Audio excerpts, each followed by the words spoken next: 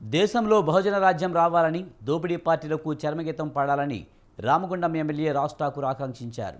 పెద్దపల్లి జిల్లా గోదావరి కరణలో ఆయన మీడియాతో మాట్లాడారు. స్వాతంత్ర్యం సిద్ధించక ముందు కులగణన జరిగిందని, మళ్లీ ఈ నెలకు తెలంగాణలో కాంగ్రెస్ పార్టీ సమగ్ర కులగణన సర్వే చేపట్టిందన్నారు.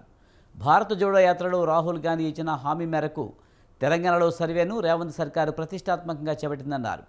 అధికారంలో ఉండగా బీసీలను విస్మరించిన బీఆర్ఎస్ ఇప్పుడు వారిపై ముసలి కన్నీరు కారుస్తుందన్నారు. కులగణనలో పాల్గొనని వారికి మరో అవకాశం కల్పించిందన్నారు.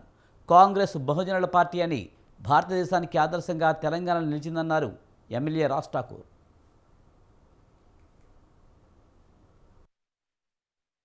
సంఘ నాయకులందరూ కూడా ఇదొక భయంకరమైనటువంటి ఒక ఇంత బలమైన నిర్ణయం తీసుకున్న వ్యక్తులను నేను ఏ రోజు మేము ఊహించలేదు, చూడలేదు అని చెప్పి.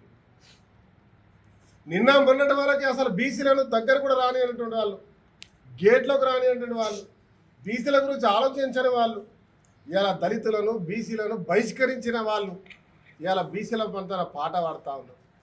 బీసీలకు అన్యాయం జరుగుతూ ఉన్నారు. మా కవిత సోదరి వచ్చి మాట్లాడుతూ ఉంది, కేటీఆర్ మాట్లాడుతూ ఉన్నాడు. నిన్న మొన్న ఈ ప్రాంతంలో ఒక బీసీ శాసనసభ్యుడే ఏ రోజైనా బీసీల గురించి మాట్లాడినారా? రాజకీయ లబ్ధి కొరకు కులాల గురించి మాట్లాడే తప్ప సమస్త బీసీల గురించి మాట్లాడిన చరిత్ర ఏ ఒక్క నాయకైనా ఉందా అని అడుగుతా ఉన్నా. ప్రతి ఒక్క